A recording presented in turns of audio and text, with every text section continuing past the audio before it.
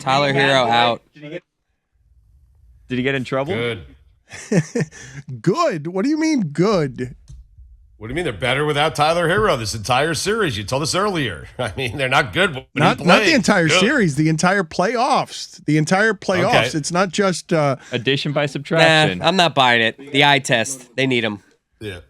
No, listen, Tyler gave them the jolt they needed in game one. He's done his job. He can sit the remainder of the series. Didn't Tyler put up 37 against them? Didn't Tyler make his legend against them? He's been a total non-factor in this series, and the Heat are up 2-1. Yeah, I'm ashamed to say, like, at the end of the third quarter, he hit a couple of tough shots, and I started to type the text in the group chat. I said, The one with Mike Scherr? No, yes, not that one, the other one. I said, I can't believe I'm about to say this, and Mike Ryan said, just don't say it then. Don't say it at all. So I said, all right, I'll screenshot and save it for later, and I never sent it, which was, I think Tyler's about to have a monster fourth quarter.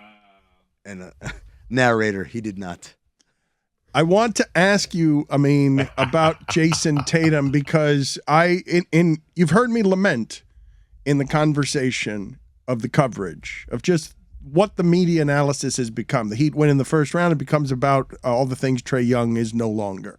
The Heat win the second round, it becomes about Embiid and Harden choke artists. If the Heat get knocked out, it will not be about Bam or Jimmy Butler or anybody. It'll be about celebrating Tatum and the Celtics. But in the first series, I believe the Miami Heat did that to Trae Young. That Trae Young did not choke. It was done to him. It was done to the Sixers. I believe what you just saw was done to Jason Tatum. And my question to you is, as Stugotz expects him to bounce back as the greatest ones always do, I believe it can be done to Jason Tatum on occasion. I don't believe it can be done to Jason Tatum for an entire series. Yeah, and I would agree with that. I think even if you look at the Celtics playoffs this year, after every loss, they've come back and won. Part of that, a lot of credit goes to Coach Udoka. They're making adjustments. They're saying, okay, they did this to take us out of our comfort zone. We've got to do this, that, and the other to get us back into our comfort zone. And they've done that, and Tatum has played well, bounced back after losses as well. So Stugotz is right. Like, the odds are Tatum is going to have a good game here. The question is, what kind of game does he need to have in order for them to win the game? Now, obviously, we got the injury report. Tyler Herro's out tonight, and then literally everyone else on the roster is warming up with the intent to play, but they're all questionable. They lead the league in warming up with intent. It's a gravy game. It is a great. They sat out as a precautionary measure. They sat out Jimmy Butler. Everyone says it's not a serious injury. I would think that somebody would just play through whatever needs to be played through, but they're sitting there saying, "No, man, 7-game series. We're going to need him in the last game." And they gave up the second half of Jimmy Butler, even though he's not. Probably could have played through it. But, Dan, in fairness to you, with the reaction to Jason Tatum, it has not been, kind of over the top. That's a 1-1 series coming home to Boston. Jason Tatum on his home court. You would think he would be better than 10 points regardless of the situation, regardless of the defense they're throwing at him. And you get 40 points from Jaylen Brown. You know what you're going to get every single night from Al Horford. You know exactly what you're going to get every single night. Most consistent guy in the NBA. But you get that game from Jaylen Brown. You just need a little something from Jason Tatum, and he gives you nothing, Gives you nothing. And at that, I would say Dan is right. He didn't give them nothing. The Heat let him get nothing. I thought the defense was tremendous. I thought they made a great adjustment to the adjustment that Boston had made in Game 2. But this is what I'm talking about when I talk Spoelstra through a series and whatever the adjustments are and where you need to trust him, that over the course of a series, he'll figure out what your weaknesses are. Is it in any way possible? Is it in any way possible that it can be recreated, that just like it was done to Trae Young, who was 4th in the league in scoring, and just like it was done to James Harden, who was the MVP of the league, that if Spoelstra figures out what to do with your defense, I don't think there's such a thing as a basketball defense that could stop Jason Tatum consistently. I think probably not, given that Trae Young, first of all, is small, right? So it's a lot easier to contain someone like that. Jason Tatum is 6'9". Harden was already going through hard times before that series. It's not like he was setting the world on fire either. So this is definitely the biggest challenge.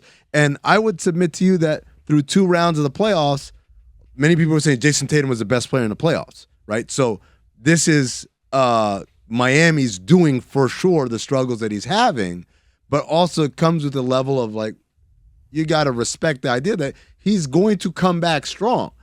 The question is never, when you're talking about great offensive players, Dan, the question is never, can I shut them down, right? It's, can I just make them not quite good enough or be a little less efficient in what they're doing? And that be the difference, the margin between a victory and a loss. The thing that I keep saying when talking about how the sport has changed is that Miami's best weapon, seems to be against whoever it is that they're playing. Hey, what's going to win at the end of the game? Who's a superstar? How's Miami going to win? Miami is banking on, we can do that to Tatum 4 out of 7 times. We can do that to anybody 4 out of 7 times, no matter how good you are. Now, I don't believe they can do that to Golden State 4 out of 7 times. I don't, because Golden State is so different, right? If you think about the 3 opponents, Atlanta, ball dominant guard, Trae Young. Philadelphia, whether it's throwing it to Embiid or Harden, there's still a very specific focal point. Boston, Tatum, and if you look at Boston in its good times, Tatum getting rid of the ball, right? That's when Boston was playing better. But when the ball's in his hands and it's like, this superstar is going to win the day, that's what Miami wants. The problem with Golden State is they're so different from everybody else because their best player doesn't pound the ball. Rather, he comes up, he passes, right, runs around, right? So you look when you saw Dallas and Golden State last night, you see Luka gets 40, but he's only got 3 assists. And then you look at what Steph is doing, and it's 30 points and all of the assists because he's controlling the entire game, and it doesn't have to just be him scoring. So there's a couple of things. One is Dallas has been a very good defense all year long and was a great defense in the last round. You see a guy like Dorian Finney-Smith, who's a very good defensive player, get completely lost because he's not used to, the guy I'm guarding is actually going to touch the ball for a half a second, then run around, then come back and get it somewhere else and shoot. The natural kind of disposition of a defender is, I'm guarding my man. He passed the ball, I relax a little bit because the threat is over. With Golden State, it's the opposite. The threat has just begun when Curry passes the ball because now he's going to start running. The other thing was, I was on Mad Dog Sports Radio yesterday, and the host asked me, everyone keeps talking about Golden State shooting threes. Well, they shot a lot more 2s than Dallas did in that victory. Isn't like aren't they basically attacking from 2-point range rather than 3-point range? I said yes and no. They did, and they made a lot more 2-point field goals, but that's all predicated on the threat. What Golden State does is it wants you to be so worried about Steph and Clay from 3 that what happens? They make their big slip screens like Looney and those guys, and they get all these layups and dunks and wide open shots in the paint. That's not because, hey, we don't really like 3-pointers. That's because they're playing on your fear. So you talk about Miami defensively. You're talking about, first of all, rather than being able to focus on something and trapping as they've been doing, you've got all these things running around, and while you're guarding this guy and you're hedging out on this guy and Klay Thompson's over here and there goes Steph, that's when Kevon Looney or Draymond Green slip to the basket. And they got a wide open layup because you don't have anything on the back end, particularly for a team like Miami that doesn't really have that sort of rim protection outside of Bam, who, as we know, is kind of up and down with his kind of performance. Dan, what makes Golden State so interesting and so much different than before they got Kevin Durant? The big 3 is still the big 3. Maybe not as good. Clay maybe not as good. Steph still is good. Draymond Green, I feel like when he's healthy. Clay is now a liability defensively? Is that what people are saying? I would say no. Like yesterday, you watch him, that dude was making plays defensively. He's one of the best two-way players ever, and it would make sense that over the course of a season he would round into shape, not unlike Luka did. Now, so game 2, excuse me. The first half, they were targeting Klay Thompson because he wasn't doing a good job defensively. Second half, he adjusted, and I thought he did a phenomenal job in the second half of game 2, part of that big comeback. But Stugotz, I'm with you, man. Like, people literally thought like the reason the Warriors were good towards the back end, I think, was because you got Kevin Durant. And people forgot, like, no, we're great without him. I said that was the best team I'd ever seen before they got Durant. No, but Dan, what I'm saying is they're 4-5 now. Pre-Kevin Durant, their 4-5 was not very good. But now it's Andrew Wiggins, and now it's Jordan Poole, and Kevon Looney is like your sixth best player on the team. They were chanting MVP chants for Looney. Look, Looney got MVP chants. My favorite thing about absurd. Looney, the Warriors play-by-play guy on radio said, this might be Kevon Looney's best game as a pro. I said, he hasn't scored 20 points since he was a freshman in high school, in college. They said they were light years ahead of everybody else. I mean, and I do wonder. They were right. Well, they were right. I want to point out something because, like, I want to dwell on this moment for a second. The idea that these guys are freaking good. Do you know how many times they've lost at home in the to West opponents since 2015? They've lost 5 times. 5 times at home. They're like something like 47-5 at home in the West. In the finals, it's kind of messed up a little bit. In the West playoffs, excuse me, yes. So you're talking 7 years is the 7 years. 7 years. They've lost 7 in 5. They've lost in 7 years 5 home playoff games while playing in the playoffs to the West. Yep. Every year before getting to the final. Yep. And the finals, obviously, they lost 3. That's amazingly, nuts. they lost 3 to Toronto. That is and they crazy. lost 2 to Cleveland. So that's another 5 in the finals. And obviously, the Toronto one is what it is. But this is an amazingly dominant trio. These 3 guys. What they do not only is super duper elite individually, but it complements perfectly. What they're doing out there is symphony. And so this isn't a disrespect to Dallas or to Miami or Boston or whoever. It's just like, it's a level up. And then when you take on top of that, it's like, oh yeah, and these guys have done it in big moments again and again and again. I heard Kenny Smith talking about this. When you won a championship, there's very few situations where it's like, oh guys, I don't know if we're going to be able to pull this one off. Down 15, down 18, down 20. You got to beat them by 50 like Memphis did in order for them to say, okay, white flag this one.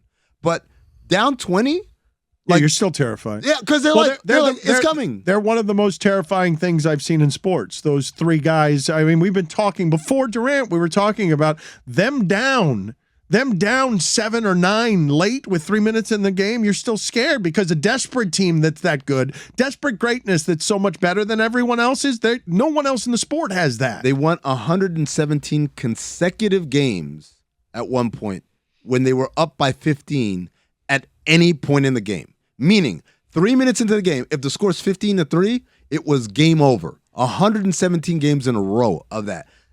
They could combat all that stuff of blown leads and threes and 21-point leads don't mean anything anymore in that sport. One of my favorite tweets of all time is from Dragonfly Jones. And he said, you can literally play 46 minutes of perfect basketball and Golden State can just totally shit the bed. And in the last 2 minutes, they will undo all the shit they did and all the good shit you did and win the game. And it is frustrating as hell.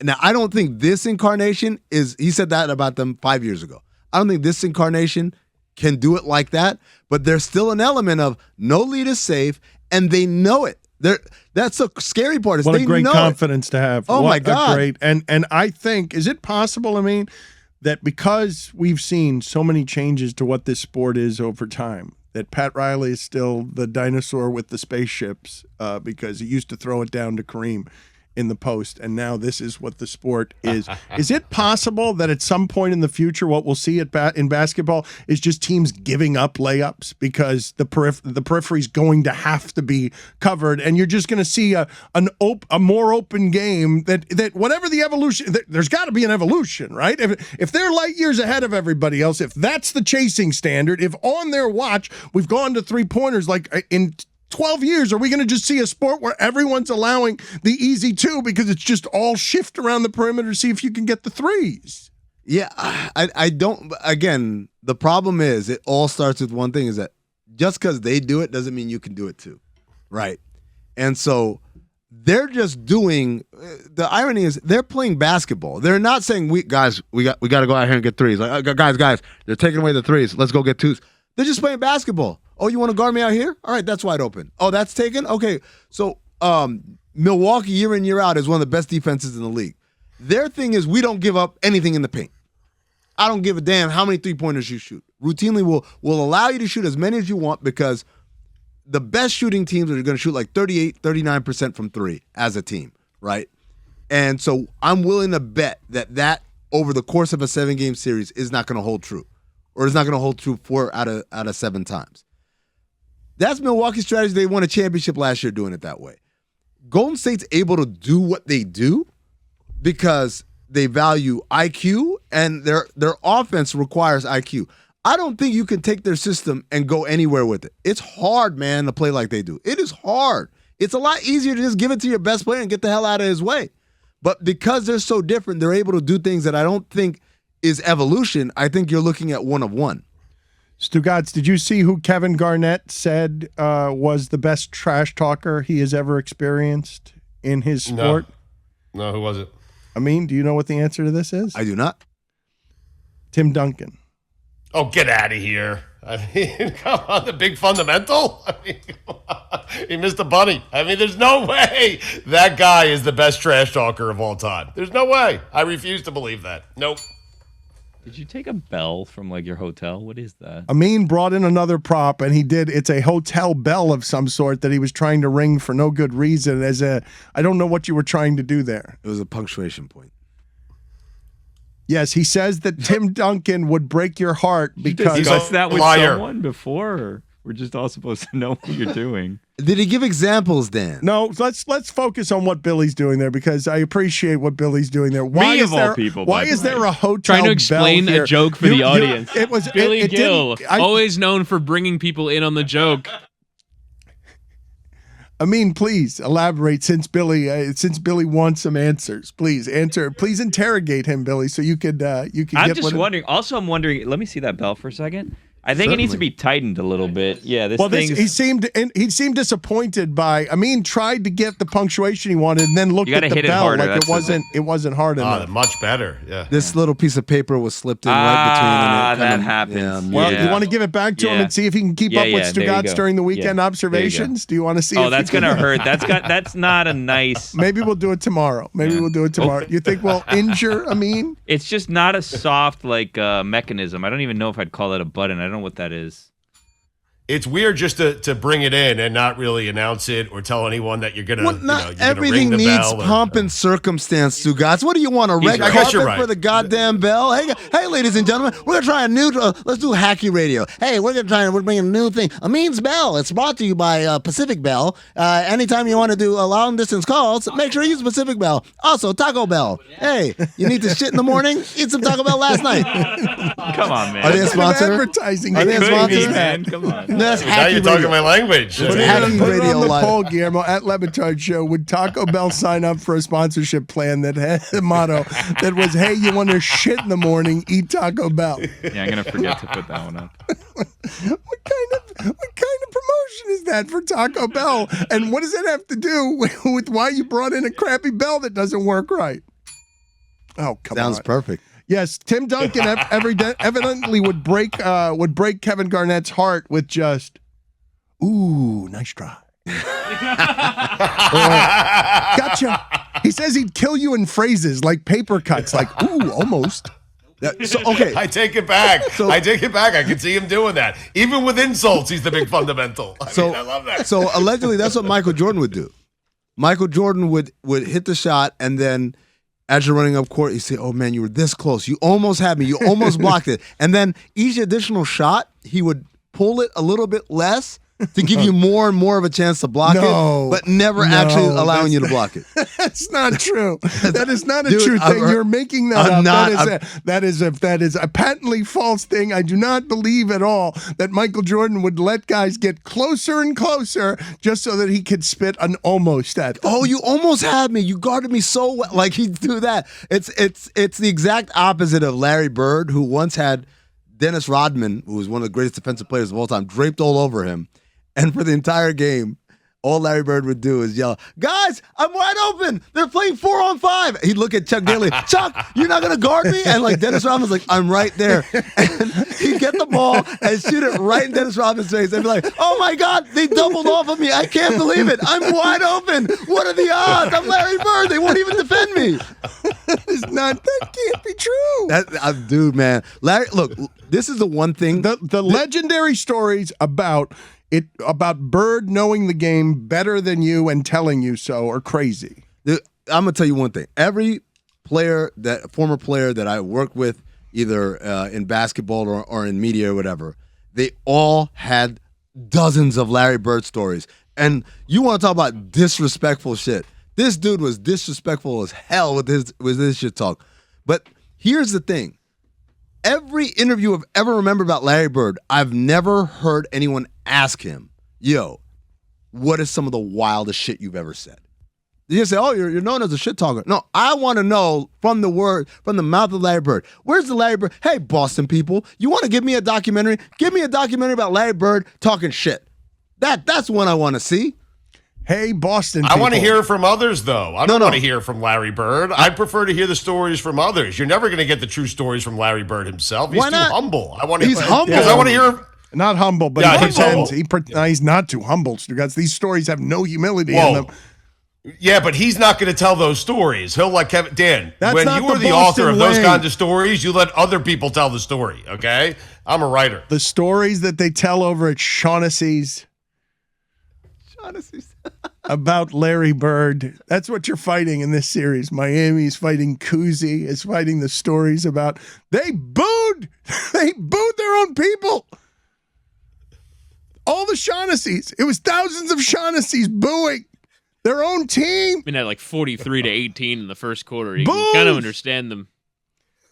The Heat, by the way, the Heat did boo in defense of the Boston fans, which I can't believe that sentence just came out of my mouth. In defense of the Boston fans, the Heat did boo the 2014 Game 4 when they got smoked by the Spurs. That was LeBron's last moment in the AAA, was him getting booed by his own fans. It's not a great look. By the way, I wanted to look up the name of the bar, the actual bar, Good. as I'm trying to remember it. And so I looked up bars near TD Garden, and here are some of the names. Oh, this is going to be great. Banner's Kitchen and Tap. Tavern in the Square. Sullivan's Tap. I mean, there's a Sully's on every street corner in Boston, let's be honest. McGillicuddy's is in Milwaukee. But shout out to McGillicuddy's in Milwaukee. I love that place. If there's not a Shaughnessy's, there should be. Let's do funniest thing from the sports weekend. Hey, people, tell us what in the sport made you laugh hardest this weekend. It is a segment we call What Made You Laugh This Weekend. Ha ha ha! Funniest thing from the sports weekend is brought to you by our friends at CBD MD. Chris Cody, what do you got? R&B artist Chris Brown saying he could hang with NBA players, specifically Kyrie Irving. the delusion in that clip, man. Billy, what was the funniest thing from the sports weekend? Charles Barkley getting off a horse in Dallas. Amin, what do you got? In response to the Chris Brown video about saying he could hang with Kyrie Irving, Baron Davis saying, and I could beat you in a dance contest. Whittingham, what do you got? You guys, your fake laugh to this segment has been tremendous. Listen, I help a teammate out, you know? Jimbo Fisher calling a press conference just to have a go at Nick Saban. Oh, you're grandfathering in some Friday sound and calling it weekend Is sound. Friday not the weekend? Put it on the poll, Guillermo. Is Friday the weekend?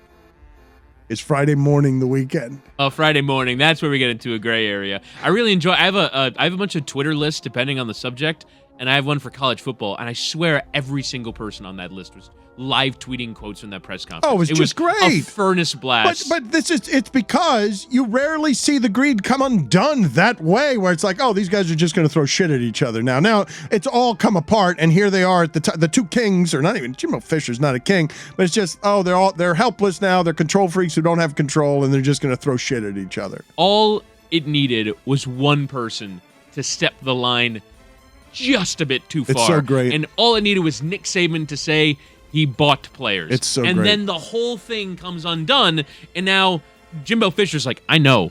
I know You your know. shit. We know. You know. We know. I know. I You know. know. We know. I know. I You know. know. We We know. know. I know. You know. You know We know. what we all do. I know. You know. We know. I We know. know. We We know. know. I know. You know. I know You a lot of- I know. I you know know. the things that you know. You know. I know. I know. You know. That's basically been college football That's for right. 20 years. That's it. But it's been hidden. And now it's like one Right. player gets $10, and it's like, fuck you. I've been amazed that there hasn't been like one reporter that hasn't written like so just great. one No, accusation. can't just be like anything. one, No. like a book, a magazine article. Stephen Godfrey wrote like a whole article about it like 10 years ago in SB Nation. called Nobody The Bagman. cares. Check it out. Yes, there are. All right, I'll go into the archives of but Stephen Godfrey in 2012. We've Will do. known this for a while. There was federal testimony. This is how there's federal testimony. Everybody's buying players. I mean, come on, man. Wiretaps, Creighton basketball, $100,000 for a starter. Like, of course, it's just so wonderful. It really is. To And see I'm it sure all we haven't fall apart. scratched the surface. Like what No. Jimbo Fisher knows. What they don't talk about at parties. That's right. He knows. He knows. But I love that he knows, but he's not yet at the line where he's like, I'm going to tell him. Wait, Nick, he's just not there yet. go one step- one step Nick, further. Nick, you One keep step- telling him about my shit. I'll tell him about your shit. Nick, you know I know where some of your shit is. Nick, you know. Better be careful. Nick, you know I know. I know. You know I know. Nick, We Nick, know. Nick, We all know. but he did. We know, but The old ball coach wanders yeah, and in. then Spurrier What's walks he in. Oh, you doing? know what I know. No, he's doing. What do you mean? What do you mean what he's doing? He can't help himself. He's like, I know it all. I've been saying it since Free Shoes University when Jimbo was an assistant there. You've been giving them players shit the entire time. I love that he only walks in just to tell someone they lost by a lot. That's right. Like that's Yeah. his whole thing is He just I'm wanted ready to take shots shit at talk Jimbo. you. I mean, that's He's all like, he wanted to do. I'm just ready to tell you when you've lost by a lot. He He just pops out of a corner. Such a legendary dick. I love him. So great. He just wanders in off the golf course all red, not even remembering any of the shit that happened to him on the Washington football team's watch, and just shows up to say, That's his whole being. in a That's his whole golf purpose shirt. for living. His arms are red because he's been on the golf course for so long and he's just waiting. Where's the guy I don't like that the old ball coach can just come over and laugh at you for losing by 45? What a great retirement. The best. Just being bitter, just wandering around. Jimbo, I've been watching you since you were giving Dion sneakers. You go fuck yourself. Jessica, what was the funniest thing from the sports weekend? Max Verstappen pressing the DRS button too many times and ruining his own car's ability to have DRS during the race. It opened and then closed several times They on were like, one "Just stretch please-" of They were like, DRS. just press it once. Just press it. He was like, ah! It sounded the radio, and it's always Dan. I don't know how much Formula One you've watched, but there's What is DRS? Just Okay. It's like Not very Nas. much. It's drag reduction Oh. system. So- So when so- you're in a certain zone on the track and you're less than a second behind the car that's leading, you get to put this flap down on your rear wing and it makes you drive faster so you can overtake them. But you can only use it in certain sectors and certain races. So it's like a special extra boost of power, of pace. So he has this little button that he's supposed to press to make the little flap go down, but he was, I guess, pressing it too many times, so it kept opening and closing. And on the radio message, they were like, stop, like, you stop pressing it too many times, like, you're the one who's screwing it up. And he was like, we can't even effing get DRS right. And he was like screaming at his team, and everyone was screaming. Wow, at each got an other. extra F1 minute no one asked for. I have an update that no one wants either from hours ago. You know, we were talking about weddings and wedding Maybe gifts. she was asked. The person that I got a wedding gift for heard that and reached out to me. Oh no. Yeah. Oh, no. So what I bought the person was not the little ceramic thing that you put a spoon on. I got Thank the God. person an ice cream scooper. Ooh. Yeah. Nice. And they Put it on the claim. poll. Is an ice cream scooper a good wedding gift? Well, the person yeah. also alleges that they sent me a thank you card, but they don't know what happened to it because it was in December of 2020, so it could have gotten lost amongst the whole COVID situation. Sure. Yeah. The name of the bar is The Fours, by the way. That's the name of the bar. The Fours. It's closed though. Stugotz, what was the funniest thing from the sports weekend? Dan, the Cardinals are having fun. Albert Pujols is having fun. He pitches now, and he has an ERA of 36. I don't know if he pitches now is something that No, he does. He does. Well, I He does. know he came into a game the other day and pitched. I don't think that means that Albert Pujols has said at 40, you know what, I want to be Otani. Like, yes, he did. Rick Ankiel did it, you know? I don't think Yeah, that's what's happening here. exactly. Pujols hit a couple of homers yesterday, didn't he? He's still doing it out here. Listen, we told you a year ago he's got a few homers left in that bat, Dan. Billy, I was stunned that you didn't go funniest thing, Buck Showalter getting annoyed and pissed off because the Waze voice that he had was an Englishman he found pompous, and so he changed it to Cookie Monster. I forgot about that, yeah. Buck's having a year, huh? You met Talia? They're good? Or was it Shakira? It was Shakira. I messed that one up. Yeah, it wasn't That's Talia. fine. Yeah. Yeah. Sorry, guys. Buck Showalter driving around the streets of New York with Cookie Monster telling him where to go is unfathomable. I can't They're in first imagine. I place. can't imagine what that sounds like. Turn on 52nd Street. Oh. Now you can. I think Amin had a rival Cookie Monster and didn't get it out there because the wrong his button on the microphone board. wasn't on. I was wondering why my mic was on. Amin, were you trying to get in with a Cookie Monster? Make left on Ditmars Boulevard. Nom nom nom nom nom nom. More. If you want to give us some more of that, we will take as much. If you want to close this out with an assortment of directions from Cookie Monster, I'd like it to have it. I'd like it to be a theme maybe for the week. He can audition for Waze to be like he does his Doc Rivers and he does all his Obama telling him where to go. Now look, you're gonna want to take 95, but you don't want to get out on exit 35. That's just a cluster. You're gonna want to go around, go to the next exit, and then come back around. Now this isn't Blake's fault. It's not Blake's fault. I would love if Waze, if you could do that, if not just be Doc Rivers, but have random phrases in there that don't have anything to do with anything, that would be just sports commentary. The Beltway has a lot of backed up traffic, so you want to take surface streets. Now, Governor Romney doesn't want that. He wants you on the Beltway, stuck in traffic for 3 hours. Stephen A. Smith doing Waze. Now I'm turning him into Caliendo. Jesus. Here's my funniest thing from the sports weekend. A guy named Elgin Baylor, a couple of point guards that weren't too shabby. My colleague who also had an award created, a guy named Oscar Robertson, who was pound for pound the best player perhaps in the game. Jerry West wasn't too shabby. The guys on our team, Sam and Casey Jones, a guy named Hondo Havlicek wasn't too bad. Tom Heinsohn, Frank Ramsey, George Mikan, Bob Pettit. I could go on and on. And we must have had the best firemen and plumbers on the planet at the time. So, and I was very proud to play with all of them. Now, I've taken the West Side Highway many, many times. I enjoy it. It's very scenic. It gets me to where I want to go. But you mean to tell me that the FDR Drive isn't a better freeway to take? We're getting from the top of Manhattan to the bottom of Manhattan. You got to be, I'm appalled. I'm absolutely disgusted by the way you want to take these surface streets. Our apologies to those of you who are frustrated that we weren't live on YouTube today. We like giving you that. And over the coming months, before the end of the year, I hope, we'll be giving that to you a lot bigger and better because we're doing a bunch of different stuff with DraftKings that people don't understand and that we will explain to you in short order. But some of this stuff has taken much longer than any of us expect around here just because we're building, as you just learned in the last segment we did, the infrastructure in sales and everywhere else with DraftKings where our people can do things with sponsors that are personal and intimate and nice and building an entire construct that will include more video soon, before the end of the year. But today, we've got Stugotz home at sick because he wants to be careful. I tested negative, but I am sick. And so we're all in different places. Jessica's just come back from vacation, and so we are not on television today, and our apologies for that. But before the end of the year, I'm virtually promising you that we will have a big thing to present to you that will make some of what the last 2 years have felt like make a little more sense. Amin has arrived here.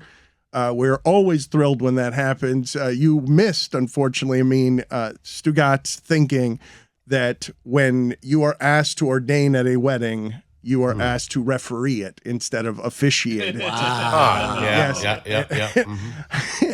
And happened. You also missed, and I wanted to get to this with you, 0 baskets in the second half, from Jason Tatum in a game that Boston needed. And in a game, look at the game differently than I do. You see more. And so you've been telling me Oladipo should not be out there. I don't know why Spoelstra still got him out there, but Spoelstra knows more than you do.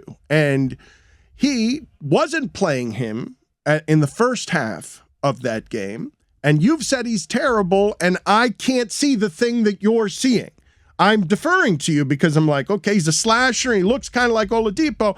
And then I see 4 steals, 8 deflections in 20 minutes in a game where they needed every one of those 19 steals. In a game you never see in the playoffs. 19 steals. Get out of here, 19 steals.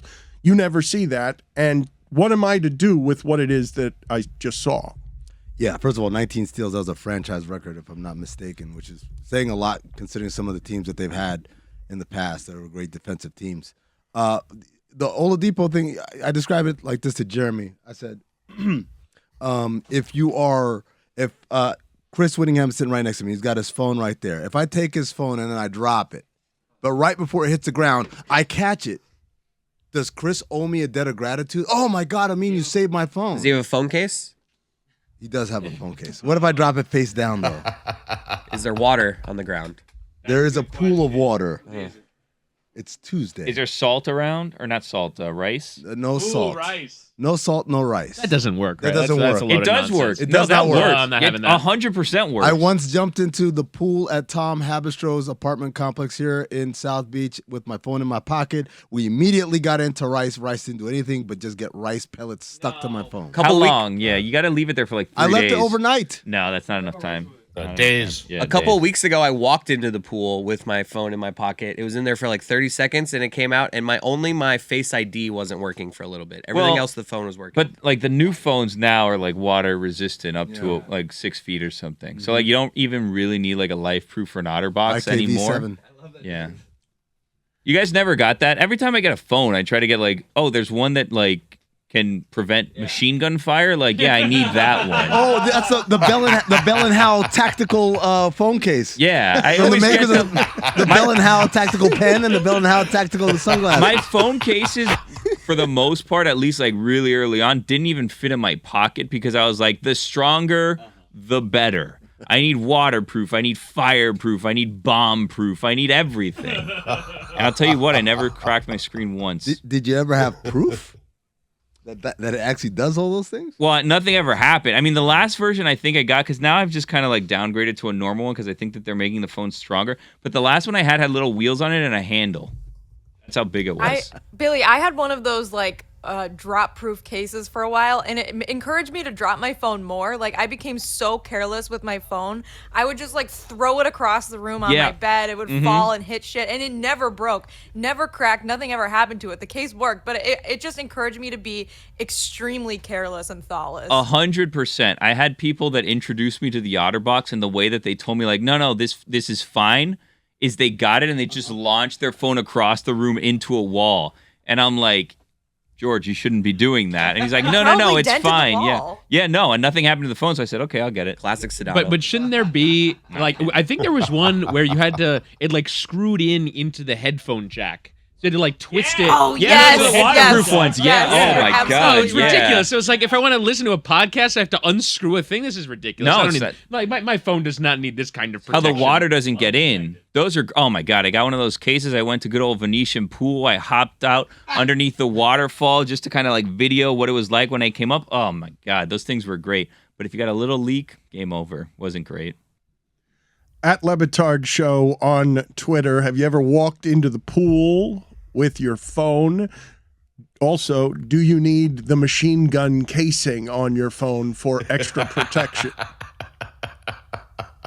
So if I drop Witty's phone and then catch it before it hits the ground, am I a hero for saving his phone, or am I culpable in the risk involved in the phone almost being destroyed? That's how I look at Oladipo last night. Does he have insurance? Do you have insurance, Witty? Not on my That's a big phone. kid. I might have Apple Care, but I don't think I have insurance on my phone. Do you guys all have insurance on your phone? Do you guys? Oh my God, yes. Are you kidding? I have the anti-theft, anti-loss. I have everything, Dan. You get your phone stolen once, it changes you. Changes your life. Have you had your phone stolen? I had it stolen once. Pretty on funny. New She was Year's like, Eve. nope. New Year's Eve in Scottsdale, Arizona. I mean, That was the you? the worst club ever, Bottled Blonde. I got my phone stolen in college, and I didn't have a phone for a weekend, and then they wouldn't replace it. It was horrible. So now I just pay the extras in case it happens again. Are you? Someone just But took how do it you out know- of my purse. How do you know it was stolen? Like, how do Exactly you know that? my Maybe you just misplaced it. Stugotz, you know? because I went to the bouncer or whoever, like the host at the front of the club, and I was like, my phone's missing. Has anyone turned in a lost phone? Like, obviously not. It's stolen. But she was like, you're the 10th person to come up here tonight and tell me that their phone's missing. And I'm like, well, you have a thief among your ranks, ma'am. Please find them. They have now snatched several phones. My friend's sister's phone also got stolen out of her purse that night. Someone walked up to me, unzipped my little purse, took the phone out, and just snuck away, and I didn't even notice. Amazing. You could have just been drunk too, right? And lost the phone. Well, yeah, obviously. Hammered. No, but when she's saying it's 11 people and everybody, there was a phone. There seems to thief be a among trend us. there, Dan. She also, there's a certain, she speaks of it and spits it and understood. There's just such a sour helplessness in it. I have this feeling all the time. It's happened to me. I don't know whether people have been made crazy during the pandemic or not, but like 7 times in the last 5 months, somebody has just decided to key my car. It just People so, are bored, man. it's I just mean, they so- got nothing to do. People are going crazy. I am telling you, Dan, this is the craziest world we have ever lived in. It's happened to me in our garage. People, I'm telling you right now, people keyed my car. Someone took a knife to one of my tires. I had to get a tire change in the garage. People are bored right now, and they're angry, and they're frustrated, and they're taking it out on cars. It's weird. I mean, Is anyone under the age of 40 keying a car? under the age of 40? I feel like it's just old people. Like I don't feel like a 12-year-old wouldn't even know what keying a car is. Yeah. under the age. I have think- it as an older thing. I assume that these are angry 20-year-olds who are getting drunk and keying. They don't my have car. actual You keys think this anymore. is They have old fobs. people? What are You they think- rubbing a fob up against your thing? Their keys don't exist anymore. That's true. You think Lou Holtz is out there doing this stuff? A band Oh, of Lou 100% Holtzes? Lou Holtz is doing it. Yes. I mean, getting back to your phone analogy and Tatum. So, Yeah.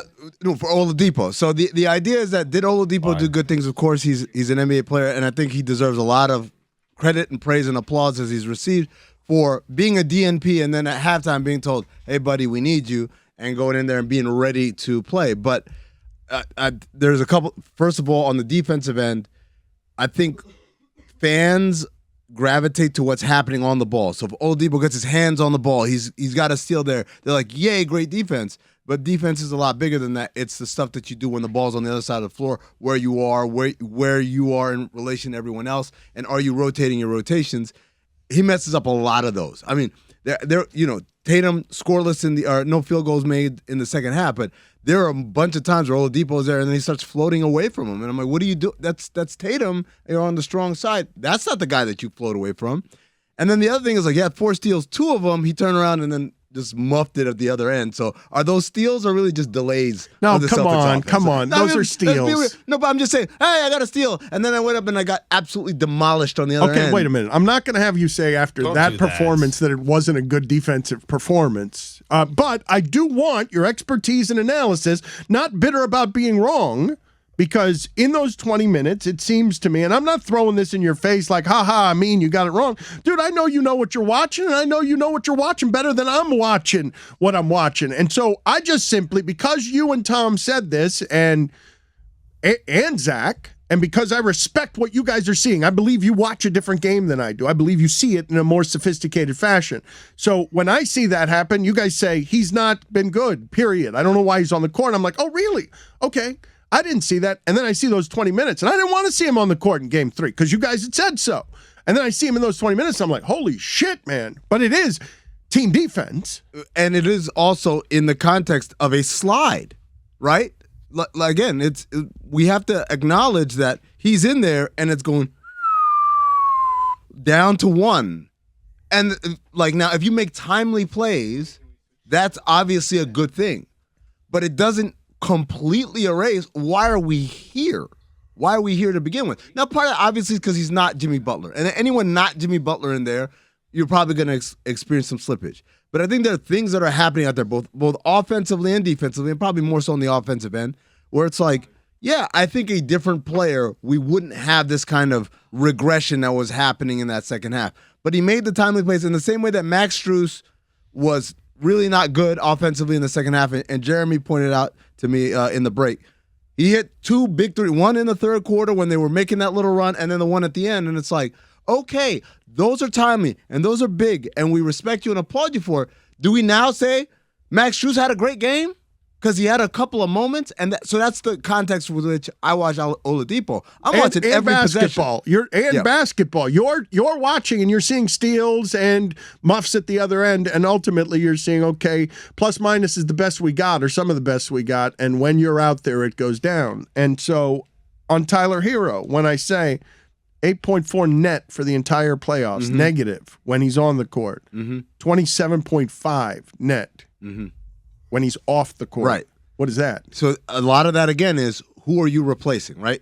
Because when we're doing the quick and dirty on-off rating just without any kind of respect to who's on the floor when this is happening, what's happening is your net is always going to look good when you're backing up Jimmy Butler and the starters. You come in, it's not going to look as good as when those guys are in, no matter what you do. So that's part of it. The other part of it is I think Tyler is like a lot of guards in this league who are backup guards. They're great offensive talents in their own right, but like defensively, there's some slippage there. Like Tyler struggles defensively. Now, they don't need him to be, if he were better defensively, he'd probably be a starter, but he's not. So all he needs to do is bring it. Now, what's happened in this series is, or at least the last couple of games, is he hasn't had good games, right? Game 2 and Game 3, he's come out and he hasn't even given you the offensive side. That makes it really hard to play him at that point, right? Or play him a lot of minutes because you're like, well, I'm willing to put up with the defensive let back or setbacks or whatever because you're going to get buckets. But if you're not getting buckets, then why are you out there? Well, I think the thing that he trusts the most, even in late game situations, 5 seconds left, is if our 5 guys are out there, it's going to be really hard for you to score. Like if our 5 guys are out there defensively, like if their best weapon, I think one of the reasons they're misunderstood is because people are like, well, I don't know if Butler's good enough or Oladipo's good enough or, Golden State looks overwhelming, but the Heat are like, can you our 5 defensively together, locked in, Butler better than Oladipo there, get Tyler Herro out of here. Kyle Lowry is now stripping at the ball too. Our 5 defensively, we'll do that to Trae Young, we'll do that to James Harden, and make Jason Tatum look not very good. I'll tell you right now, they tried out Oladipo the way he's playing defense right now against the Warriors, they're going to get torched. I mean, you can't do that today. I'm not going to let you do it today. We have a badass in the Zoom today, but you can't stay entrenched on Oladipo. You just can't do it. Like, he played a great half. He was thrusted into a game he wasn't expected to have to play the entire second half. And offensively, he wasn't great. But if you watch that game, you know he made great defensive plays, great help on defense, had a bunch of steals. You can't say the reason the score got so close was because Oladipo was in the game.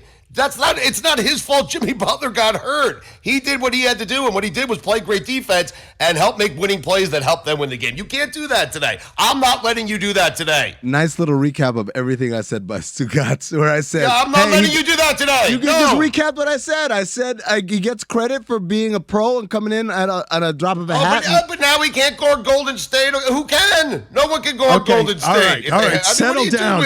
Gentlemen, settle down. Why are you so upset?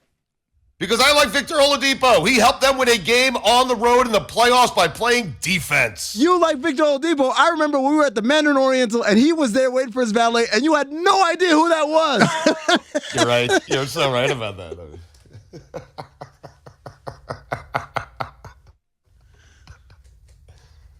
Hi, Yannick. Hey, how y'all doing? It is nice to see you. I'm sorry that we kept you waiting. He just pronounced it Yannick, which is there, but I thought it was Yannick. Who's got it right? I mean, it doesn't matter either or. I'm used to both. But which is correct? Yeah. Unique is the proper way to say Unique is it. correct. All right, then Unique it is. Wow, Whittingham. That is going to ruin you for days, No, Whitty. it's not. Oh, my God. It's not going to ruin me. Well, you know what, guys? Big fine. I don't here, I have not heard from Yannick Ngakoue or Yannick Ngakoue how to correctly double fine. pronounce his name. This is how I learn as a broadcaster. You ask people.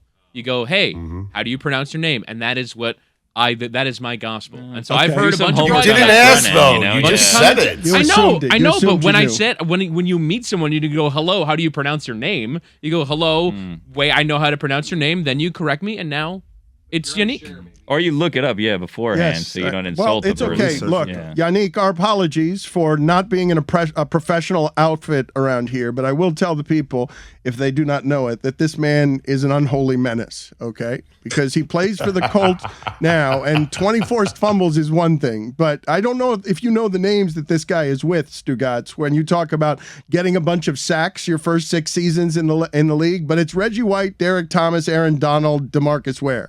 Like, it's the top of the food chain. Pretty good. Yeah, no, so this guy, he's dangerous, and he's doing a nice thing. He's with us on behalf of Everyone Home DC, an organization that supports the holistic needs of individuals and families at risk of or experiencing homelessness in Washington, D.C. Now, I remember Jimmy Butler came on here many years ago when we were on ESPN, and he was dedicated to a cause like this, and the interview didn't go well because I asked him, well, how personal is this cause to you? Like, why are you doing this? And I think I may have insulted him by assuming that he had some homelessness or some difficulty with that in the past. So I don't want to make this mistake again, and I want to welcome in Yannick, who we've already insulted by not pronouncing his name correctly, and ask you, why does this cause mean something to you? And thank you so much for joining us. Oh, yeah, man. I appreciate you guys having me again. But, this cause means, a lot to me, just being able to relate to it, personally, growing up in a certain area in D.C., an environment in-house that was, pretty not regular for a kid to grow up in. So that's why it's near and dear to my heart to just team up with Everyone Home D.C. and just try to provide a difference in people's lives. Well, what does that mean? And forgive me if I'm prying, okay? When you say not regular, because this, it's not, you're trying to help here, and you're trying to help because you're remembering. I've read some of your work on this, and what you say, well, it was my normal, okay? So I wasn't, looking back on it, it was my normal. I didn't know anybody. I was a kid. But when you say not regular, what does that mean? Yeah, not regular, like, little things like not having, things in the fridge to eat, trying to shuffle around one uniform throughout the whole week, things like that is difficult, for a child to grow up like that, in this country. So me being blessed with the position I am in now, being 6 years in, this is me, just paying it forward, giving back to people that's in similar situations, if not worse. Your situation, as I'm reading this story about you, is that your father was renting out the home that you were living in, correct? Absolutely. And so you were living how? I mean, it was just different, what I thought was normal wasn't normal, having people living in a house that you didn't know that you're not related to or nothing like that.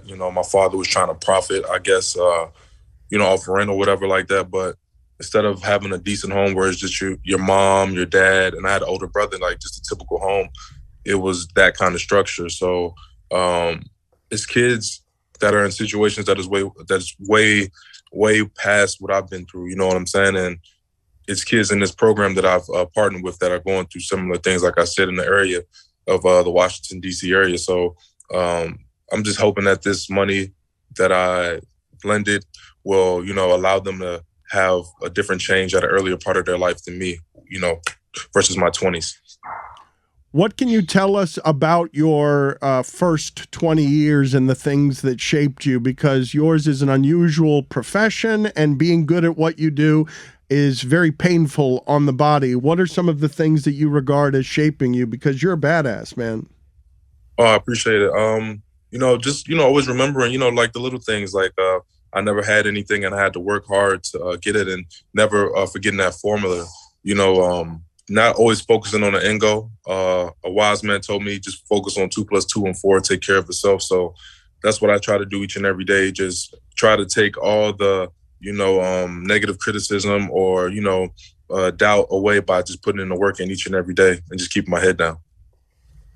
Yannick, was it at all loving, going back to the family situation growing up, the home situation? Did any of it feel loving to you? Yeah, for sure. You know, my mom was is my rock to this day, and she was the main reason why, you know, I have this passion for this game. And like you said earlier, it's a lot of wear and tear on the body playing this game, but I just go back to the wear and tear she took upon her body, slaving at work, you know, Monday through Sunday. So that's how I find no excuses, you know, throughout my profession, just always trying to get better each and every day. And I did find love, going back to that first question, I did find love in the household because she was like a mom and dad to me. She always made sure that I was good physically, mentally, spiritually. So, you know, I tip my hat off to her for sure. How is she the reason you're as good as you are today? I would say work ethic. She never complained about anything. My mom is like a really strong, hardworking lady. And if you're not familiar with ladies from the islands, they're instilled with a lot of work ethic. And, you know, she was born in the 60s. So her parents definitely instilled that in her. And then she just brought that to my older brother and myself. You know, she just told us, like, can never make an excuse, always be on time. And being on time is actually being late. So always be like 20 minutes to a place or event before you have to be there. Things like that always stuck with me. And it's helped me carry it along into the football world. What is your family history, Yannick? Because part of what was happening in your home when you were young, right, is that Africans were arriving in this country and they needed a place to stay. And you had, in a home that felt a bit like a rental, you had a father who needed to make a way in this country. So what do you know about your family history before you arrive? Not that much on my father's side. I've never been to Cameroon, but I've heard a lot of great things about it. I plan on taking a trip out there next offseason. As far as my mom's side, I've been there to Martinique a few times, and it's a French-speaking island. A lot of great, beautiful people out there, great culture. And one thing that I've taken from both cultures is a lot of athletes come from the islands and, you know, Africa. So I feel like that has a lot to do with, you know, my skill set as well. Can you take us through your football journey? Because it's an unusual one. You've played in a few different places, and usually somebody who can get to the quarterback the way you do doesn't. Like those names, Reggie White, Derek Thomas, Aaron Donald, DeMarcus Ware, I associate them with one team. And so you have bounced around. Why? Because the Raiders situation seemed like an awful one. And I don't know what – I can't even imagine how you experienced the John Gruden stuff. Yeah, first of all, I'm super thankful for the Raiders giving me an opportunity. And number two, things happen, you know, with that staff that we had. You know, it was brought to my attention that I was going to be retained there for, you know, the next few years, but they fired the coaching staff and, you know, new GM, stuff like that. So it's always part of the business. And, you know, when I took when I betted on myself in Jacksonville, it was, you know, just hard for me to find a home. Going to Minnesota was kind of different. But I got a call in the middle of the year asking for me to get traded. I could have stayed in Minnesota, but I wanted to go to Baltimore to be closer to my mom. Like I said previously, that's my heart. So did the Baltimore thing. Defense didn't work out for me because it was just not my style of play. Then we go to Vegas. You know, God blessed us with a great season, you know, as a team, individually. And then that happens, our staff gets fired, and now we're here. The way you speak of your mom, what was she protecting you from? What was she keeping away from you? I mean, you know, like I said, growing up in the area, in the D.C. area, if you're not familiar with, like, the 7th Ward and stuff like that, Southeast, Northeast, going to school around there, like, there's a lot of bad temptations out there. You know, you can fall into, you know, selling drugs or hanging out with the wrong crowd, things of that nature. And she always, like, instilled in me, like,